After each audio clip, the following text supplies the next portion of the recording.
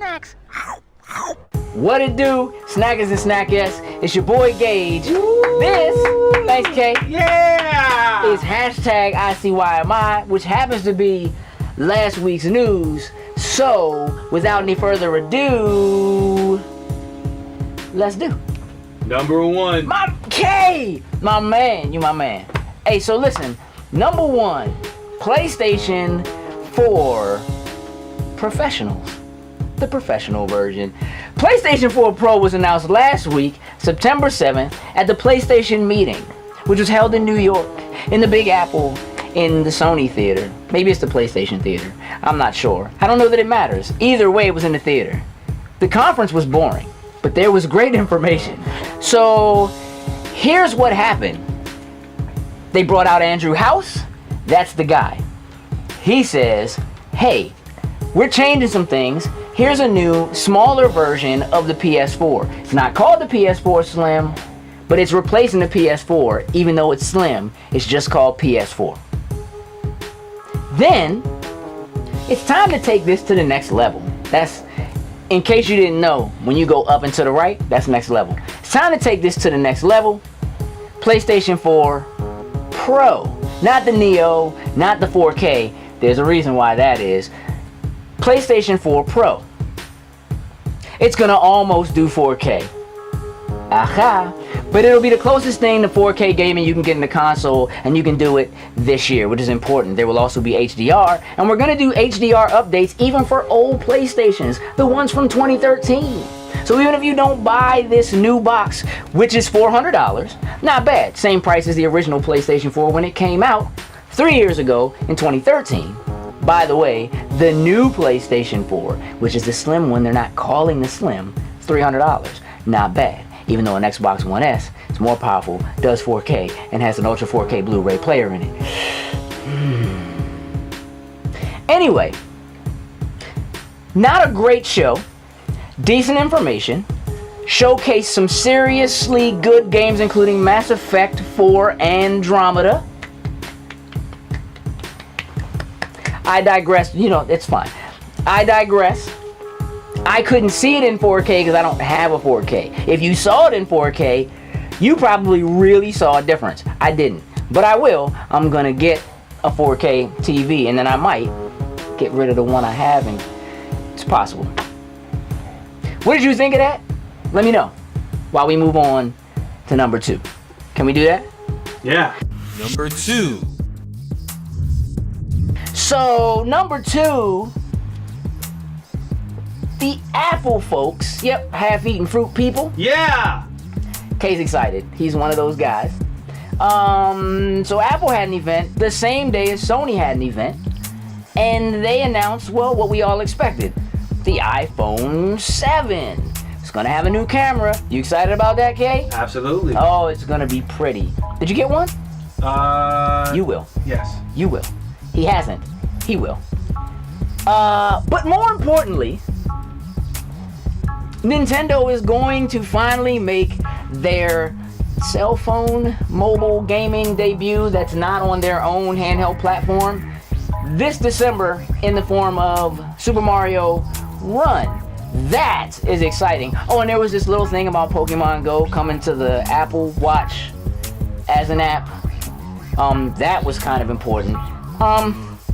Kay, what else stood out to you about the Apple event? It was really the camera. And We got that. I hated the fact that it only had it on the bigger one. What'd you think about those really expensive headphones and no headphone jack? Ugh. Ugh! I say don't do it. Number three. The FCC is voting to make it so that cable companies cannot force you to have a cable box in order to get service from them.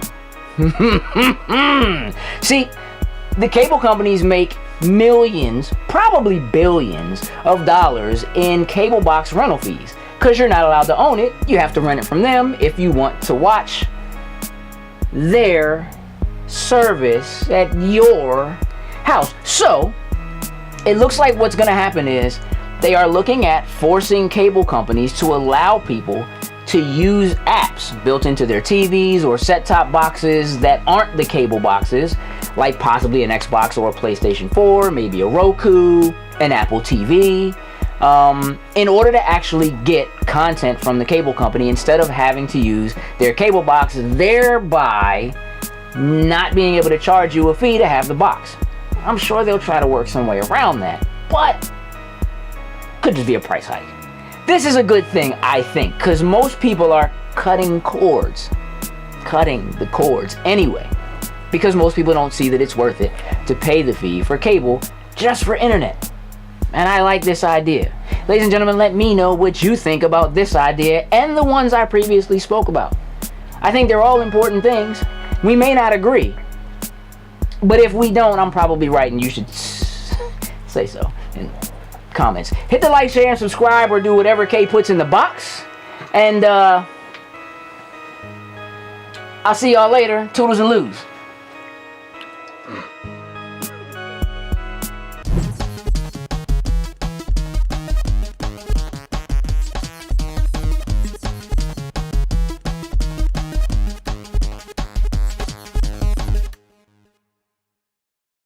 Get ready for more laughs, more fun, more real talk, and more good times.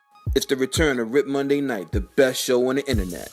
Returns Monday, September 19th on ripradionetwork.com.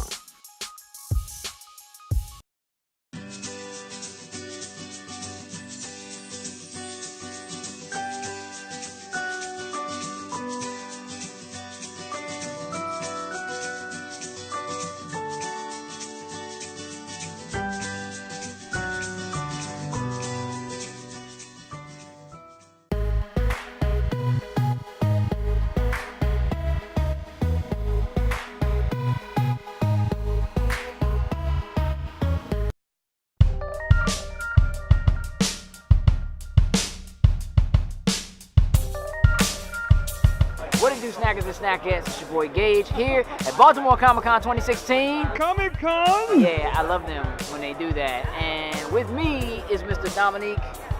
Domo, Stanton, that's my name. What's happening? Domo. That's the preferred name. That is the preferred name. That's the preferred name. Domo. I appreciate it. Now listen, we've met before. Yes, we have. Kind of have a past relationship, know each other a little bit. A little bit. It's been a long time. It has been a while. So tell me what's been happening since the last time we spoke. I know you kind of went off to Atlanta and doing some animation work and character. Yeah, talk to me. Tell me what's going on. All of it. So, yeah, I mean, the last time we talked, I've done a lot of professional things since then. I think the first thing I did was get a job on Archer. Yeah. You knew that? Yep. So after Archer, I ended up becoming the lead character designer for a cartoon called Chosen. And I basically created the character designs and like the look of that cartoon, and that was a lot of fun. Unfortunately, it was canceled after the first season. I thought it was funny, but I guess most people didn't. But then after that, what It was happened? on a new station. Yeah, I think that's what it was, you know. But you know, whatever the case, I had a lot of fun on it. And Bobby Moynihan is now a good friend of mine. That's dope. That's dope. Yeah. So you know, you make connections through the work you do. Yeah. And then after that, I moved straight to comics, and I got a job working as the main artist on the Big Con job. Dope. Written by Jimmy Palmiotti and Matt Brady. For Boom Studios, actually. That was a pretty fun series. It's basically about a couple of washed up actors who started to make a living in the kind of comic convention world. And the older they got, the more they found that people weren't paying attention to them anymore. So they came up with a plan to rob San Diego Comic-Con. What? Alright. Okay. Hence the name Big Con Job. Right. So yeah, it was a pretty fun series. Check it out if you haven't already. It was published last year, I believe. And yeah, I had a lot of fun on that. After that, I kind of moved on to Starbrand and Night Mask here. That was my next big, I guess, ongoing series for a while. That one ended at 6 issues, though. I actually have a lot of the interiors here, as a matter of fact. But Star Brand and Nightmax was written by Greg Weisman. And if you're not familiar with Greg Weisman, he was the creator of Gargoyles, one of the main writers in Young Justice, some Amazing Spider-Man stuff. So he's been around the block. And yeah, that was another fun series about a couple of actually old comic heroes that they kind of brought back to light, that we wanted to play around with. So yeah, that's pretty much the gist of everything I've been working on. Besides, I got like a couple of covers that I did here, and just a lot of more Comic-Con. Yeah, exclusive covers for Mighty Morphin Power Rangers and Kong. Yep, my man. Now that I'm just gonna say that makes my man New Joke over here very happy, because he's the biggest Power Rangers fan I know. Nice. It doesn't make him the biggest one, but he's almost. I mean, he's up there. It's almost sad. It's my man though. Still my man. That's what's up. So listen, where's your preference? Do you like, is comic books more kind of what you like, or is it really? Definitely. Yeah. Is that, what's the difference between, for you, like in working in animation and what you did there, and like working in the comic book world? It's mostly the freedom, I think. Because when you're working in animation, you're working specifically for someone who has a set thing that you have to follow. They have a set template. And your job is to follow that template as fast as you can. Even with my job, I created the style for Chosen. As soon as we created a template, it was just about following that template. You gotta stay there. As fast as I could. Whereas with comics, it's more about freedom in storytelling. Where most of the job is me just playing around. Where I'll get a script, and based off the script, I then come up with the shot choices, I come up with the scenery, I come up with the look of the characters, everything.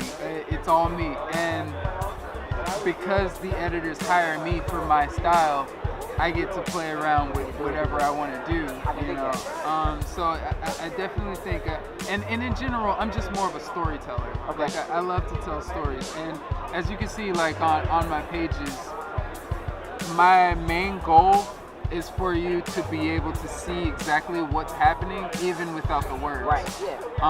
So if you can do that, then I feel like I've done my job, and it's a lot more rewarding for me.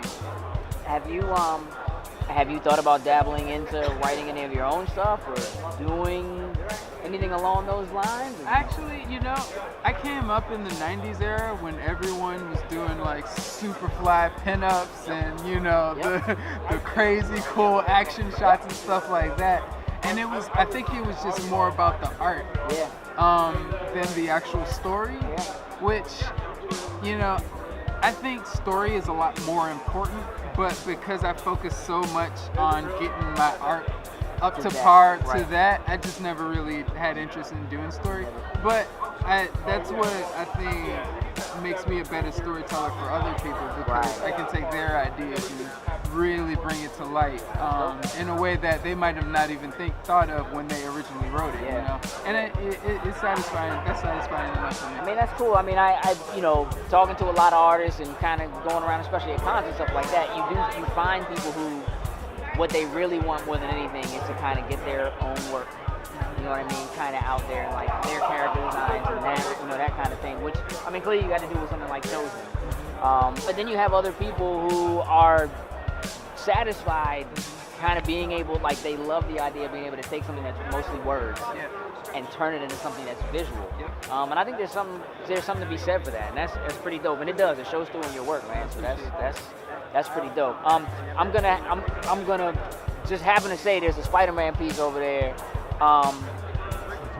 It might be your best piece ever. I'm just saying. It just might be your best piece ever. I mean, look, I'm familiar with the Deadpool and the Kid Pool thing and all that. I mean, that's, if y'all don't know, I mean, the Kid Pool, give credit where credit is due, but I'm just saying, Spider-Man, though, it's kind of, you know what I'm saying? Check it out right there. It's kind of tough to beat that, you know what I'm saying?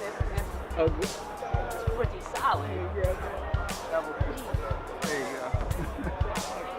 On average, man, like, how long does it if somebody gives you a script, right? Let's say how long does it take you to do a couple of pages? What's it like for you? I usually try to move at about a page a day pace. Okay. Because usually an editor will give you about 4 to 6 weeks to do a single book. Okay. Which is roughly about a month. Right. So yeah, if I'm moving at a page a day, I'm doing great. Okay. It doesn't happen all the time. Okay. Yeah. But yeah, because basically, I actually had a panel about this earlier about kind of the process and how it works.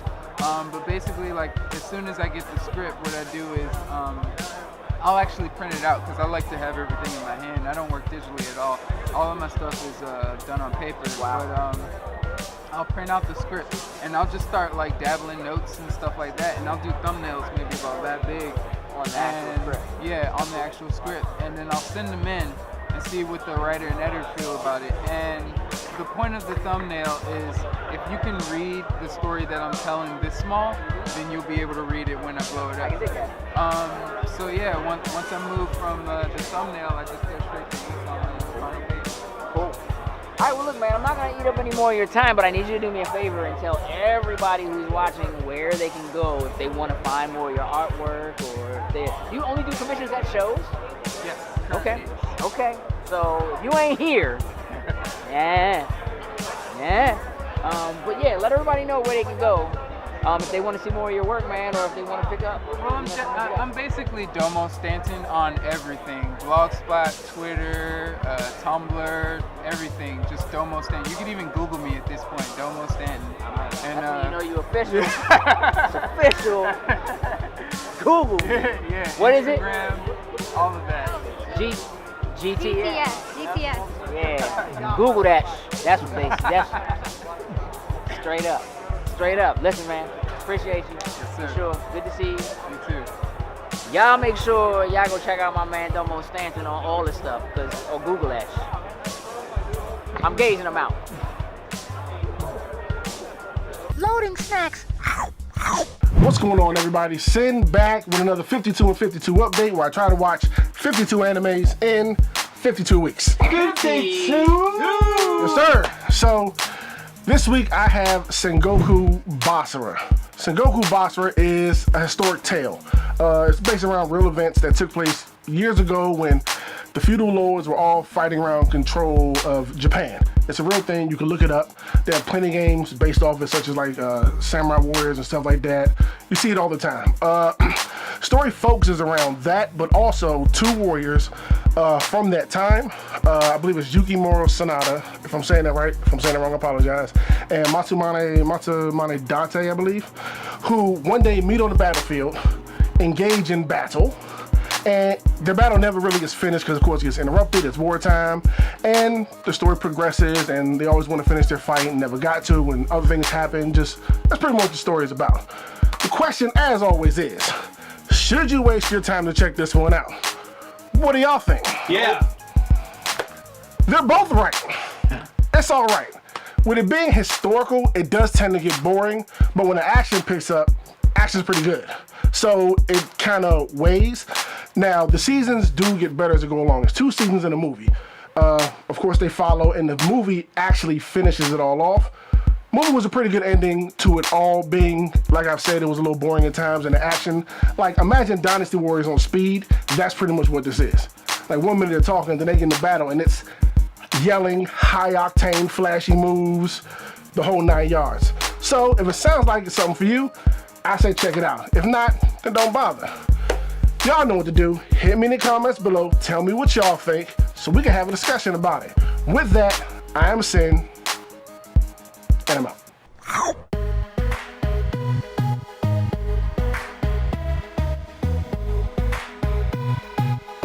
What it do, snackers and snackettes? It's your boy Gage. We are here at Baltimore Comic Con 2016. Comic Con! Yeah, see, they're there for me. Look who I'm with.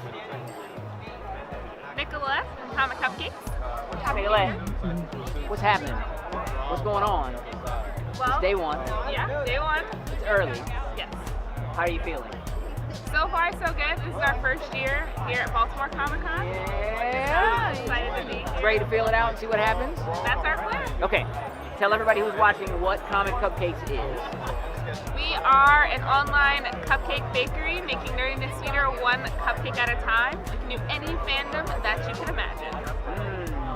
Now listen, if you look at the table, there are some great things on the table. I specifically like Donatello because he's the best Ninja Turtle, and I like the Thor hammer because it's three-dimensional. How long does it take you to do this? The baking pretty fast now that we get there, but the toppers can take us anywhere from a day to day and a half. Like for one, it will take you a day to do like a. Now for one, we're pretty fast, maybe 5 to 10 minutes. Pretty efficient. Yeah. Things are getting better. Yeah. Okay, so we spoke to you at AwesomeCon. Yes.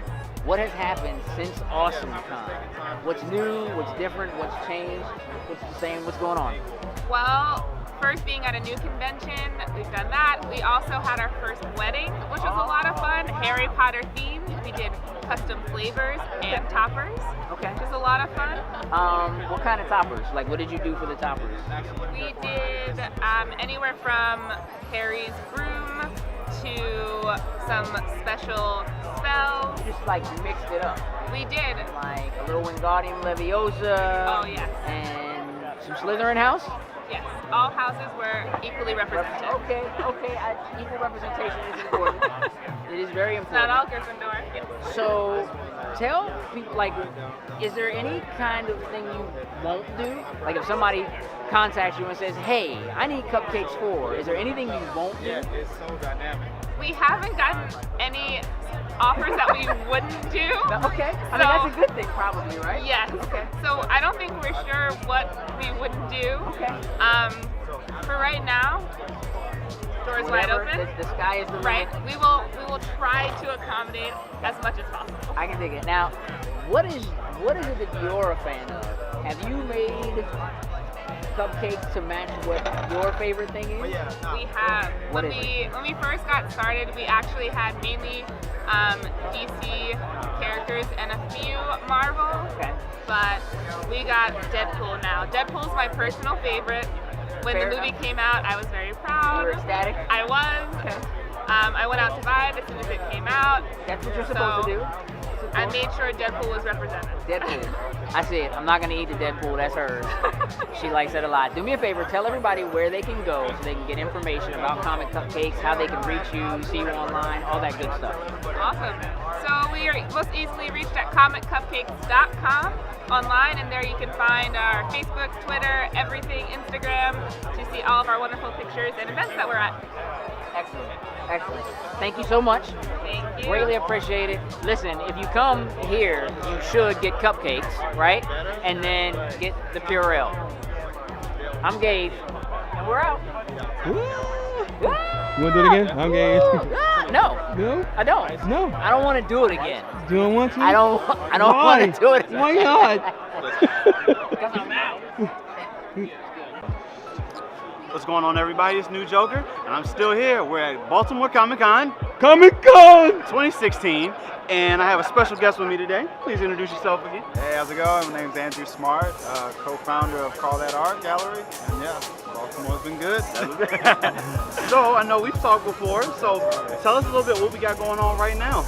So I am actually working on a commission. I'm accepting commissions all this week. So right here, I'm actually working on a Punk Storm commission for a client, and yeah, just trying to get it done. I know this phone's been looking pretty good. I appreciate it. Now I know Coop ran off. He had to get some fries, but he was over here getting almost like a little bit of a lesson from you. Yeah. I know you do like classes and things as well so too. I'm so glad you brought that up. So I'm actually an instructor at Stone Branch School of Art.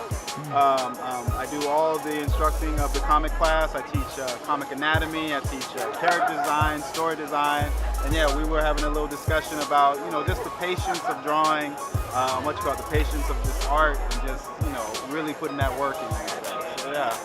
So that was the information he was stealing. I didn't know he was stealing. Coop, party foul.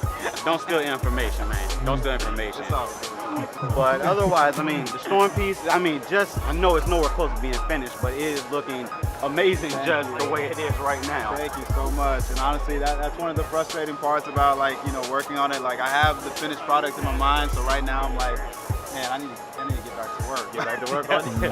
Well, we won't keep you too long, so just let everybody at home know if they wanted to find your artwork, where can they actually find you at? Okay, so what's called our website, and actually this is gonna be a party foul up in here. I need to grab my card, but I do have an Instagram. If you want to go to Pandy1585, that's my personal Instagram where you see all my art from start to finish. You can follow me there, and the website. Hey, it's no worries. Appreciate it. Thank As you. usual, no problem. Hey, that's New Joker. I'm out. Loading snacks.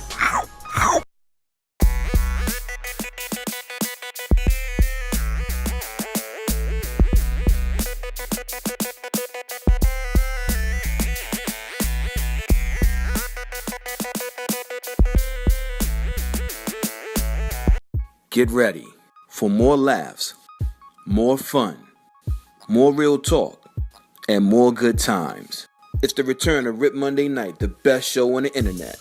Returns Monday, September 19th on ripradionetwork.com.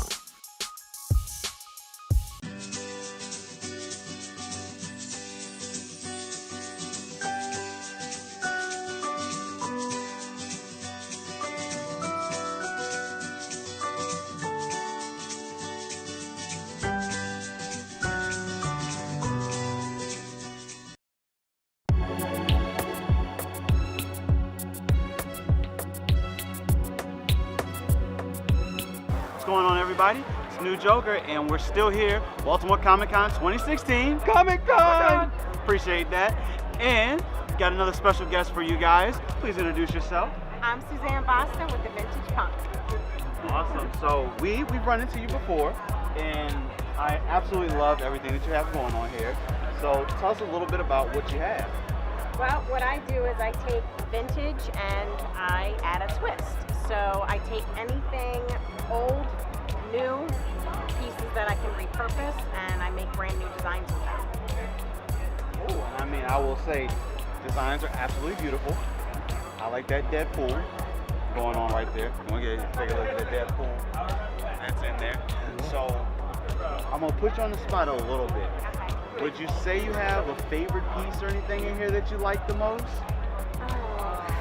Well, if I'm going with pocket watches, it's going to be the train conductor. This is a nice little piece of history because these are actually modeled after the original train conductor watches that were there in the steam era because they did not have clocks on the train. So they needed a way to put up their pocket watch on the dash to make sure that the trains were running on time. Awesome, awesome. So if anyone wanted to check out, look up any of your stuff, where can they find you at? They can find me at www.thevintagepunk.com. Awesome. Well, I appreciate it. Thank you. That's been New Joker. I'm out.